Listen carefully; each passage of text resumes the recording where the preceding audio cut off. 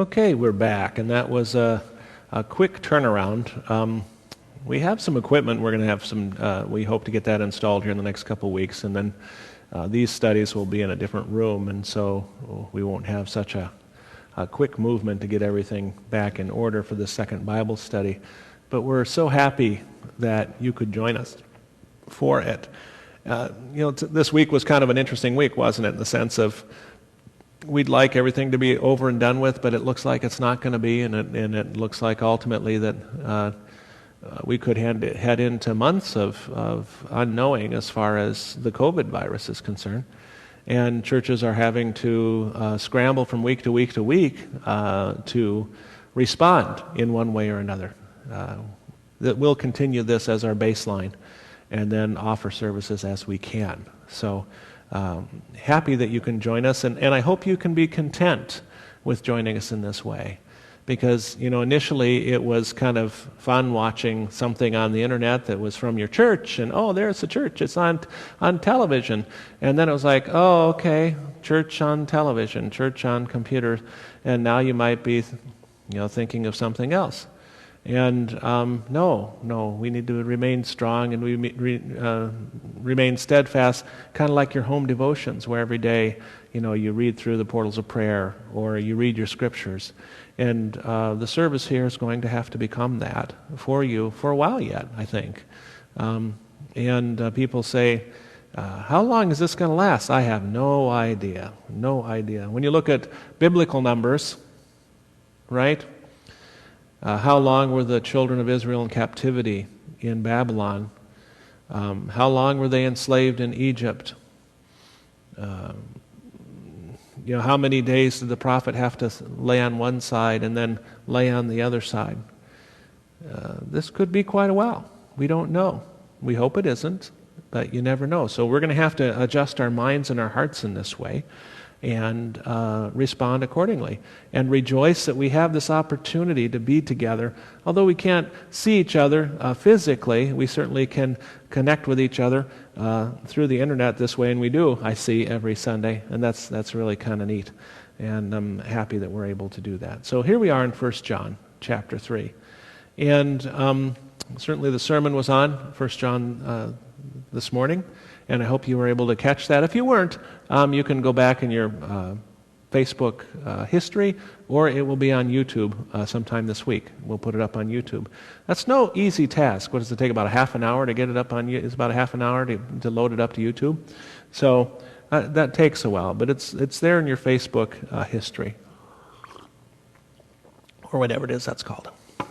I'd like to use that vocabulary, but there's a part of me that says, no, don't even learn it. But I'm going to have to. So, 1 John 3, verses 1 through 3. See how great a love the Father has bestowed on us, that we should be called children of God. And such we are. For this reason the world does not know us, because it did not know Him. Beloved, now we are children of God, and it has not appeared as yet what we will be. We know that when He appears, we will be like Him, because we will see Him just as He is. And everyone who has this hope fixed on Him purifies himself just as He is pure.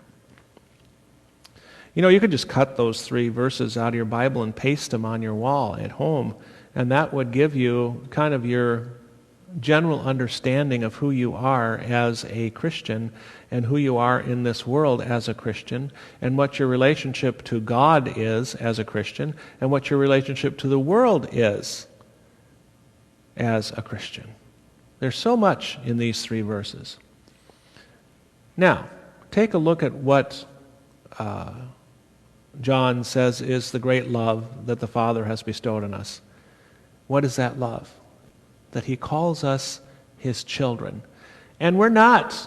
We just can't grasp this, I think, unless we were orphan children and we were put in an orphanage and or foster care, and a couple came and adopted us. They have those videos online, and they're heart-wrenching. If you want to cry, if you want a good cry, just type in adoption videos or something where a child gets adopted by a family and so happy to have a mother and a father, is beside himself by or herself, that finally someone has adopted him or her and is overjoyed that this is so. I remember one of our six children, when he was born, he'll remain nameless, when he came out, and he had the distinct impression that he was like, oh, is this all there is? Like, this is it? I remember the look on his face. It took years for that to get off. But it's interesting. It really is. But we can't get this. The idea that God has called us his children, and that shows his great love for us, that we're children of God. We've been so I don't want to say anti-family, but the family has taken such a hit in the last 20 or 30 years, where it used to be there was nothing greater than being in a family. I mean, if you grew up watching My Three Sons or The Brady Bunch or Father Knows Best, I mean, Waltons even, if you watch the Waltons, the whole idea behind those shows was being in a family was a really nice thing to be, with a loving father and a loving mother and with siblings, and yeah, you'd have your trouble, but you had Leave It to Beaver, it would only take a half an hour to get through the trouble, and in the Waltons it would take an hour, okay, but that's all it took them to get through their family troubles. And growing up with those images of family, even the Cosby Show, right? Remember the Cosby Show that was so great? And now we can't even talk about it. That's how weird it is. That's how strange it is. But what was wonderful about those shows was that family life was depicted as a good life, and being in a wonderful life to have, and to be in a family, and to have a mom and dad, and to have siblings, to have kids to play with, that have your name that you're related to. Yeah. And so this is a wonderful thing, that God has included us in his family as his children of God. Of course, John chapter 1. We keep going back to that chapter, but hey, that's one of those chapters of the Bible. If you're a memorizer and you can memorize things, not everybody is. That's okay. I mean, the people are like, oh, I can memorize it. When once you start memorizing, you're like, man, I wish I'd forget, right? Something. And then we can live in ignorant bliss. That's the job of the Holy Spirit, to cause us to forget the things that we don't need to remember. But as many as received him, to them he gave the right to become children of God, even those who believe on his name, right? John chapter 1, verse 12. Who were born, now listen to this, not of blood, that means they weren't just came out of a womb somewhere, nor the will of the flesh, that is because we wanted to become children of God, nor the will of man, same thing again, but of God. God has made us his children. That's how he shows his love for us. And being a child of God is an awesome thing. That'd be a great t-shirt. Being a child of God is an awesome thing, which it is. I got a big family. You think my family is big, you should see the church. Now, see what he does then next. He says, for this reason the world does not know us, because it did not know him. The world does not know who Christians are because it doesn't know the Father and it doesn't know the Son. So the depictions of Christianity that we have from the world are uninformed, because the world doesn't know the Father. The world doesn't know the Son. And so the world doesn't know who Christ is. And so the world really doesn't know what a Christian is. The world doesn't know. And so the depictions of Christians and they're getting more and more and more and more radical. Probably, I don't know, it's not the first bad depiction, but I've brought this up before. Elmer Gantry, the novel, that was probably it was an accurate depiction of those of hypocrites, of hypocritical folks, people who just take advantage of Christianity for their own purposes. But, for example, if the world wants to know Christians, How does it know when it's actually talking to one if it doesn't know the Father or the Son or Christ? How can it accurately say, this is a Christian? Unless someone stands up, well, I'm a Christian, and I'm going to tell you what Christians do. I'm going to tell you what Christians say. I'm going to tell you what Christians... Really? They'll pick the one who they think they can get the most out of for their own purposes. That's what the world does. That's what the world does. And that's why, I need to expand my horizons a little bit. I've been trying. I really have been. But this image of Sally Fields at the Oscars just keeps coming back to me. You can YouTube it. Maybe you can put a link to it up on YouTube. You love me. You really, really love me. And it's like the Christians are going into the world going, what can we do for you to like us? Please like us. We want you to like us. Oh, world, come and like us because we don't like not to be liked by the world. Why do that? It's not that we're not in the world, we're there. And it's not that we don't enjoy a good flower from Home Depot, we do. But why do we have to rush around saying, please love us, like Sally Field at the Oscars so many years ago? But it just seems like that's what we've been doing. And so then the world said, well, if you want us to love you, here's what you're going to do. Here's a long list of things we want you to do. Get rid of that whole Bible thing, okay? You guys are just a bunch of fundamentalist wackos. And the whole 10 Commandments, we like 5 or 6 of those. We certainly don't like the first 3. So let's just get rid of those. And, don't get angry when we break the rest of them because, we're trying to get ahead in the world. So and we could go on and on and on here, but if we let the world define what Christianity is, then Christianity disappears. The world doesn't know what Christianity is. It does not. It simply does not. Did you find the link? Thank you. There are advantages to being online, I think. Beloved, now we are children of God. And the next big theme here. It has not appeared as yet what we will be. So what we are going to become, we haven't seen yet, and we don't know. It's going to be awesome. It's going to be wonderful. It's not going to be in this life. Sorry, Joel, down there in Houston. It's not going to be in this life. If I were to write a book, it would be called Our Best Life Then, not Our Best Life Now. I don't want my best life to be now. And certainly if this is my best life now, that's pretty sad. Even though I do like chocolate milkshakes and I think we're having ribs for lunch. It's good stuff. But ultimately, our best life is then, in the future, not now. And we don't know exactly what that's going to be like. We just have to think it's going to be wonderful and great and so much better than our life is now. And so even if we're enjoying the peace that passes all understanding, we're even going to have a greater peace in heaven. We're going to have more wonderful love in heaven. We're going to have a greater experience in heaven.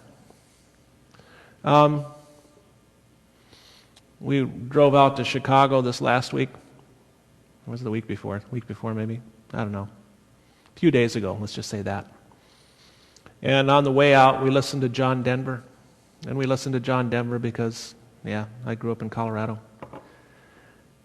And he has one of these songs on the album about just sitting around the campfire with friends and how wonderful that is. And that's true. That's true. How can you put that in a bottle? How can you grab it and say, this moment of love and fellowship is a wonderful moment where you're sitting around completely at peace, enjoying all the people around you, and they're enjoying you, and you're having just a wonderful, peaceful time. How often does that happen? Not so frequently. You could probably count it on your hand in your life when you've looked around and thought to yourself, I don't want this moment to end because this is really a wonderful moment. And the older you get, the more wonderful you think those moments are because they're so few and far between. We used to try to generate those moments because, back then in the late 70s in Colorado, we were all hippies. It's just the way it is. Just the hippie culture. Even worse in California, Northern California than Alaska. But the hippies had it right in many things, in the sense of saying that this is a good thing to be together with people that you love and who love you. Yeah, you're right. It is. And that's what our future will be. In heaven, this wonderful fellowship with all of those who believe in Christ. And we will be so happy and at peace all the time. All the time. Every single day. And that's what we have to remember. And it has not appeared as yet what we will be. That's a huge concept that we need to hold on to. Okay? We know that when he appears, we'll be like him, because we will see him just as he is. So when Christ returns in all of his glory, and we will then be, where does it say? We will then be like stars of heaven. We're not going to turn into stars. What was the thing our governor said the other day, which was interesting, it struck me? I'm not going to, whatever. And I haven't listened to any press conferences. I was walking through the house, and I just heard him say this one thing. We need to let our good angels come out. And I know what he meant. It was back to the Paul McCartney, was it Stevie Wonder, Ebony and Ivory, living together in perfect harmony, side by side on our piano keyboard. And the one line from Paul McCartney was, we all know that people are the same wherever you go.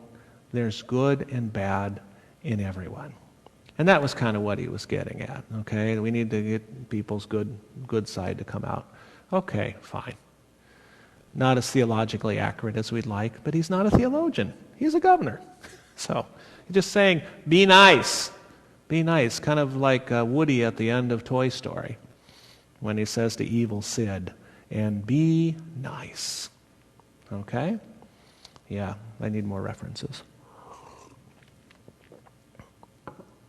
And everyone who has this hope fixed on him purifies himself just as he is pure. It's as if Christianity today has completely abandoned hope. It's not that we're living in despair. It's that ultimately we're living as if we shouldn't be thinking about the future and aiming towards the future and living with a better future in mind. It's like, no, we're good. We're good. AC's working in the car. Hey, life is good. Or maybe it's not. Life is not good. But we're good. So why do we need to hope for something even better if it's good now? Now, it's great for hope if you're imprisoned, or if you're poor, or if you're suffering, or if you're... I remember these hikes we'd go on as a kid, and my feet would be sore. And who had hikers back then, and who used sunscreen? No, you slapped on the JCPenney Canvas Converse copies, and you went off into the mountain with a little bit of water. And by the time you got back to camp, your feet hurt like the dickens, and you were thirsty because you were dehydrated, and you were sunburned. Woohoo! Childhood. And but I remember as we were coming back, one time we were up fly fishing in Wyoming, and my dad fell and twisted his ankle, and we still had like 4 miles to go.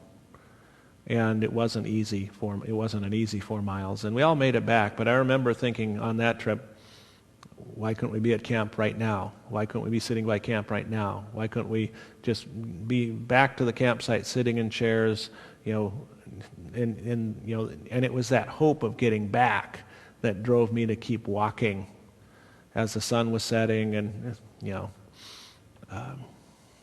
and my brother said later, he was like, I don't know if we would have been able to drag Dad out of there. Could we have made something and carried him out? We were pretty young then. And my dad's not a big guy, but he's not small. And we were. So, living in this hope, living in the hope for a future, I haven't seen it. We need to find it again, and we need to live in that hope. So, everyone who has this hope fixed on him purifies himself just as he is pure. You wouldn't have the hope unless you had faith, right? Faith, hope, and love. These three remain, but the greatest of these is love. right? 1 Corinthians 13. Everyone who practices sin, that doesn't mean you work on it until you get it right. That's what that means. It just means everyone who commits sin also commits lawlessness. Sin is lawlessness. Now, what does that mean? Sin is the opposite of love. Sin is the opposite of love. I'll write this up on the board. I think there's a sign for opposite, but I forget what it is. Do you remember what the sign for opposite? I'll just do this. Sin does not equal love. How about that? You can take that and put it somewhere else. Sin does not equal love. And and what is love defined by? Love is defined by the 10 Commandments. I want love to be defined by what I think it is. Love is defined by the 10 Commandments. This is a big issue. The last Concordia Theological Quarterly came out with a number of articles on this whole topic about this. Finally, after years and years, I forget when we published the Antinomian Disputations, but we did years ago now. I think 2009 maybe, so 10 years ago. And there was an article in there that talked just about this. A professor wrote it from Wisconsin, quoting extensively from the Antinomian Disputations that we published 10 years ago. Takes that long.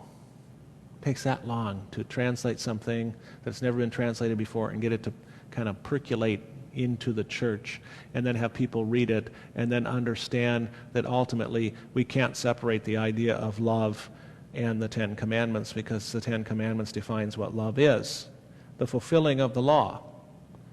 And see, people don't want to be shaped and formed by anything. They don't want to be shaped and formed by anything because somehow they think that they themselves are this pristine form that we should all admire. So go out in your backyard and see how that works. Look across the fence at your neighbor's yard, at their garden. Here it would be Mrs. Nelson, Mrs. Johnson, Mrs. Anderson. Be one of those ladies. And she's out there every day. She's out there in the morning doing stuff. She's out there in the evening doing stuff. And you look at her garden and it is perfect. And the plants look wonderful, and the fruits, the vegetables look wonderful, and it looks pristine, and it's gorgeous. And you look at your measly plant that you threw out, you threw some seeds out, or maybe you bought a plant at Fleet Farm and you stuck it in the ground, and you didn't do anything else except stick it in the ground, and you look and your plant's like going all over the place, and there's weeds all around it, and some bugs have eaten some leaves. And you're going to tell me that that's better than Mrs. Nelson's garden? And why is Mrs. Nelson's garden better? Because she's using the law, love, to tend the plants, to keep the bad things away, to cause them to grow as they should grow. And the end result is bounteous fruit. Don't hit us with the facts, Pastor. It's just the way it is. I mean, we could look at kids the same way. I know we say we raise kids, but do we even say that? We parent. How do we?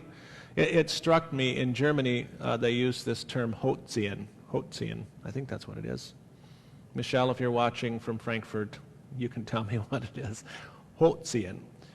And as a stupid American, not American who is stupid, but just ignorant American of German, I envision somebody pulling something high. That's what I mean, to pull high. That's what it means, to pull up.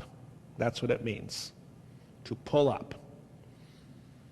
And I kind of kept that vision in my head of raising your children. You're pulling them up from their childhood, not allowing them to remain as 2-year-olds or 3-year-olds, or especially not 2-year-olds, but 3-year-olds or 4-year-olds or 5-year-olds. You're constantly pulling them and say, now you got to be a 6. Now you got to be a 7. Now you got to be an 8. Reminds me of that old Saturday Night Live skit, child psychologist. And she was 5. No, she was 6. And they went to see the child psychologist, and she says, perhaps you've read my book, I'm 5, you're 5, and my sequel, Now We're All 6. It wasn't Gilda Radner, it was Newman, that's a child psychologist. A psychologist who's a child. But we pull them up. And how do we do that? We use the law, right? We use love.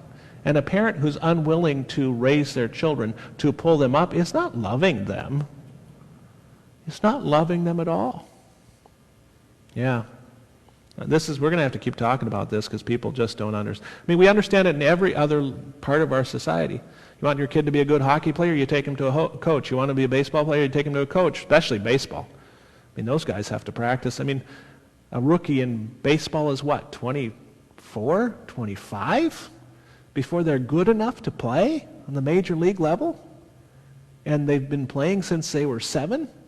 So they basically have to practice for 20 years before they're good enough to put on a Twins uniform and go out there and play. Why didn't we just give them a uniform when they were little? Go ahead. All sports are like that. Music's like that. Doctors and lawyers are that way. But not Christianity, apparently. Everyone who practices sin also practices lawlessness, and sin is lawlessness. That's what it is.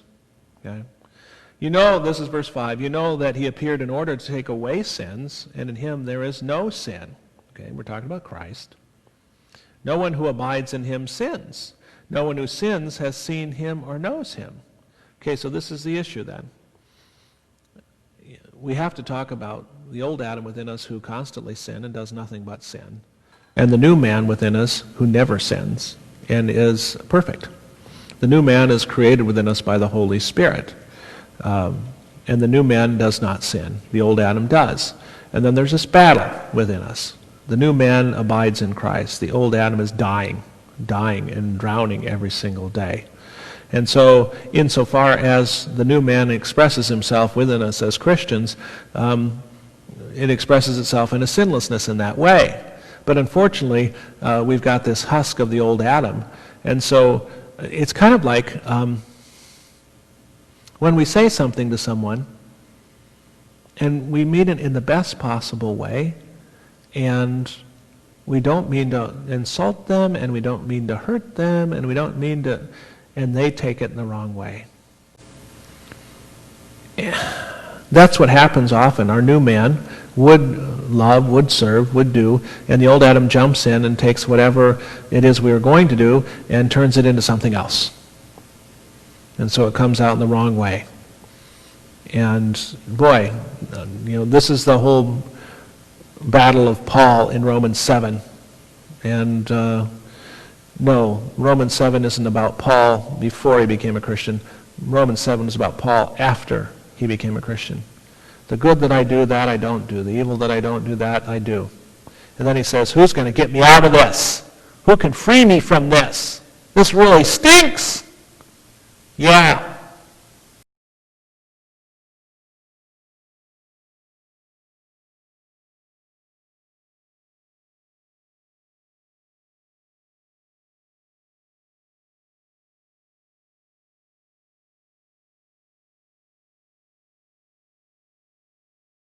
Doesn't mean we walk around in Menards and say, away, away, unclean, or I'm clean and you're not, so I'm not going to talk to you. I don't know if you've ever run into somebody like that who purposely doesn't talk to you.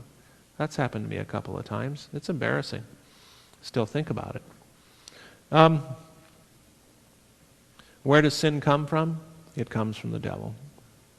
And so we still have this whole challenge that occurred with Eve and Adam in Genesis, and that is the devil is still working, and we don't like that either. No one who is born of God practices sin. Now, this is an interesting idea in the sense that the old theologians taught this, that the Christian never intentionally sins. The sin of the Christian is ultimately always unintentional. Meaning if the Christian completely and totally understood what they were doing, they wouldn't be doing it. And so we're always falling into sin. The sin for the Christian is like when we trip and fall. The sin for the Christian is when we slam our hand with a hammer and we say things we shouldn't say. The sin of the Christian is that which is unintentional. And so then the Christian is always quick to do what? Oh, I'm sorry. Oh, I didn't mean that. Oh, I didn't, the sin of the Christian is that way. It's not something that he plots and plans and or she plots and plans and then carries out saying, this is sin, I'm going to do it. Okay? Now, if you find yourself in that situation, you really should think about yourself in a different way and say, ultimately, I need to rethink this. I need to rethink what I'm thinking, right? It's not that anybody can be perfect. They can't be. And how do we know that even Christians are not perfect? So, no one is born of God practices sin. That's the new man, because his seed abides in him, and he cannot sin because he's born of God. That's the new man, right? The new man within us. Now, there are those who used to teach. Methodism started this way. I don't think they teach this anymore, but they started this way. Charles Wesley, I think, taught that if you tried really hard, you could live sinlessly for 7 years. After about 7 years of trying, that was kind of the deal. But we know that Christians have sin in them, and the way we know that Christians have sin in them is that they die. If Christians were sinless, they wouldn't die. But the Christians die with the same frequency as non-Christians. So we know that sin is still within Christians, but the difference between the Christian and the non-Christian is within the new Christian is the seed of the new life. That is the new man. And that new man is sinless. That new man is holy. And that new man lives in this cantankerous relationship with the old Adam within us. And, in the sermon this morning, I made the reference. It was kind of like those two junior high girls, a girl and her best friend, and they're arguing about a boy. And that's kind of like our old Adam and our new man. And it's not an evil angel and a good angel. It actually is the new man within the Christian and the old Adam. Okay? And the new man should have the upper hand. And that's why you have to learn as you get older, or even when you're younger. Kids have to be taught to control themselves. They need to. There was a movie out, and I haven't seen the movie, and so I shouldn't talk about it, but I know it exists. It's about a little girl, and she had like 8 different. The movie was kind of from the perspective of her head, and it was lauded as quite the interesting movie showing the development of a little girl through various stages. I think it was a Pixar film or something from a couple years ago, and maybe I should watch it. But the whole idea that a child has to learn how to deal with emotions. Mr. Rogers was really good at that. And certainly in Thomas the Tank Engine series, they certainly talked about that. What do you do when you get angry? What do you do when you're sad? What do you do when you're feeling remorseful? What are you doing when you feel joyful? What are the proper things to do? And what's being done there is you're being taught to control, in many senses, your old Adam. And as you're growing older, if you notice like every night about 8 o'clock, you start getting lousy thoughts in your head. You think the world is a horrible place and that everybody hates you and all of the... Just go to bed. Go to bed and get a good night's sleep. And get up in the morning and try it again. Your brain's worn out from the day. And the old Adam is going to get the upper hand there. If you realize that that's so, this is why Ben Franklin used it. This early to bed, early to rise makes a man healthy, wealthy, and wise. And his point was ultimately that you're not giving your body the opportunity to derail you from doing the work that you should do every single day because you're living in a debaucherous life. And when you're hungover at work, that's when you spill the pallets. When you're hungover at work, that's when you don't do what you should do. That's why they say the old saying is, don't buy a car that's made on a Monday. And I don't know how we were supposed to figure that out, that the car was made on a Monday.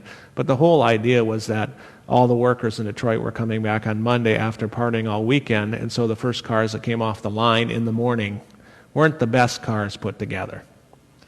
And so we used to talk about lemons, right? Well, you just got a lemon. Well, the whole change in that industry has almost eliminated that completely with the adoption of the manufacturing concepts by Deming, by Detroit.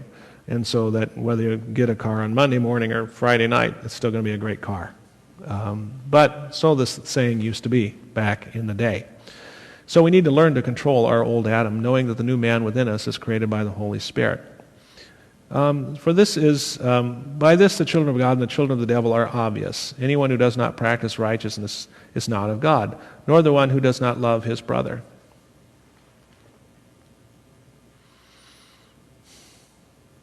Who are we to judge what is righteous and what isn't righteous, right? Well, it's pretty simple. We just don't want to be the ones to have to deal with it. I mean, if you're a parent with small children, and you know other parents with small children, and you see a couple of extremes. The one extreme is the parent that just doesn't do any parenting at all because they don't want to quash or squash the spirit of their children. And they also just don't want to do anything. They just don't want to do anything. They don't want to get up early. They don't want to stay up late. So kids are just running wild all over the place, doing whatever it is they want to do. Here I think of Pippi Longstocking, right? That's kind of Pippi's life. Or probably the quintessential Peter Pan, right? Peter Pan is really not the kid that you want your kid looking up to. Let's just say that. Let's just be obvious here, all right? He always wanted to be a child and never have to listen to parents and just do what he wanted to do. On the other hand, you have the parents who have put the thumb screws so far down on their kids that their kids live in fear and terror. You see more of those. You used to see more of those when I was a kid. You don't see as many of those today. But those are the two extremes, aren't they? The two extremes. And but the one parent says, "Oh, I don't know what's good or bad. I'm just going to let the kid decide." The other one says, "Well, I know what's good and bad, and I'm going to make sure that it's always good and nothing bad." Well, the problem is their kid isn't sinless, and the kid is a sinful little human being, and they have to realize that too. And so there's an art there.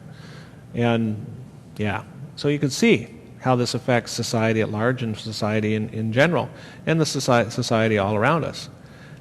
The children of God and the children of the devil are obvious. Oh, Tom Sawyer is another one, right? You know, everybody thinks he's dead, and he sneaks back into town to see how much they miss him. It's a great scene in that book. And for what reason? And anyone who does not practice righteousness is not of God, nor the one who does not love his brother.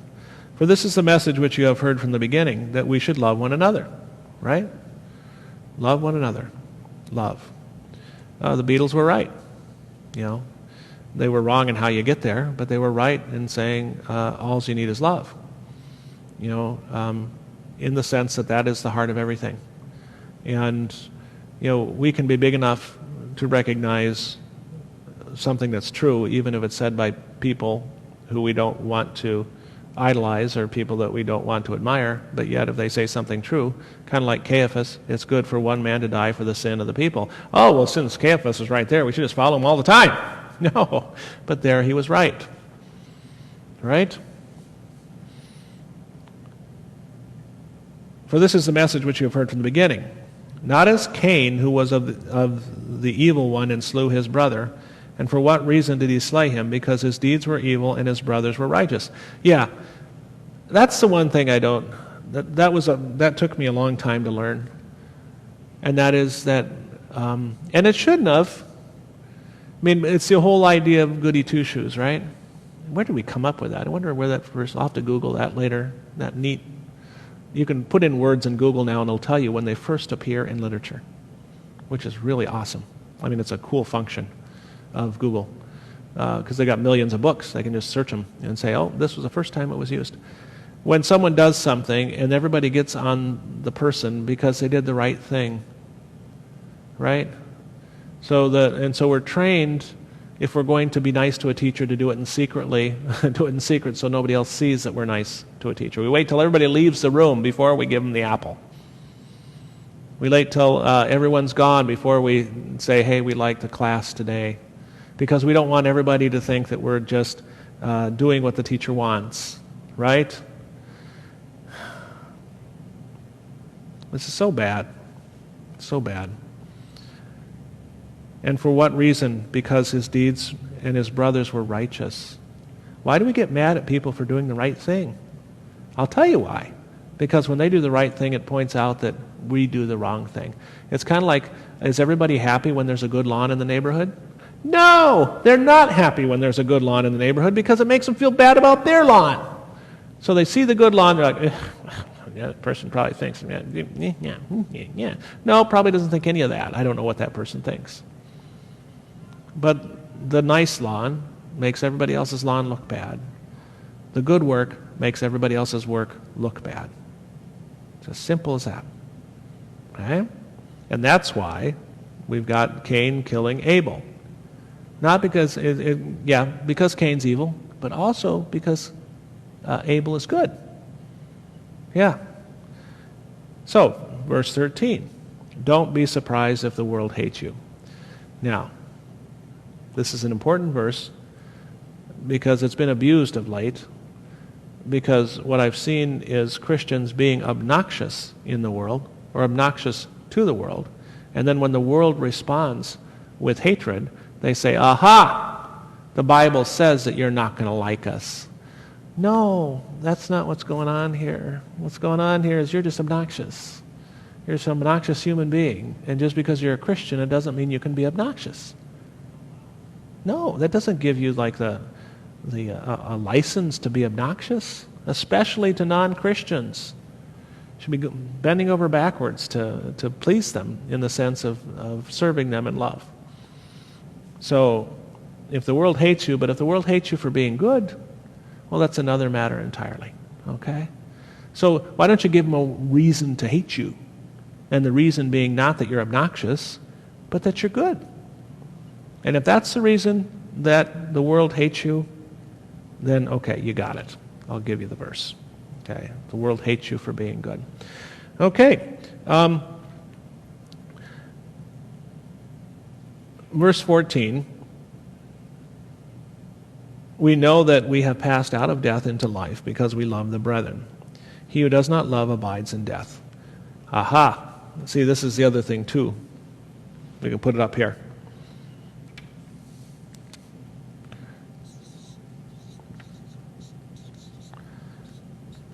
Death, life. I think there's a heavy metal music called death metal. I think there is. There's like 650 different kinds of music. So, but there's a cool website that has them all. But there's something called death metal. And we might say, well, at least they're honest. At least they're honest, and they see that sin and death go together. Sin, evil, hatred, they all go together. Right? And what John means by that we're not abiding in death is that we're not abiding in sin. That is, defining our life and living in sin and doing sinful things. No, we're daily trying not to sin, and we're trying to also live as Christ would have us live, according to the law. And that's a life of love, right? But if it's a life of love, it's a life of the commandments. It's a life of the good garden, Mrs. Nelson's garden, right? And not a life of the weeds that are surrounding your plant, and you might get one tomato by the end of the year, and then that's it. And then you bite into it, and it's full of worms. That's what happens there. It's a wonderful picture. All right, I think that's good for today. Thank you for staying with us through the challenges here, but that's okay. We run out of batteries and all sorts of stuff happens. We hope you have a wonderful Sunday.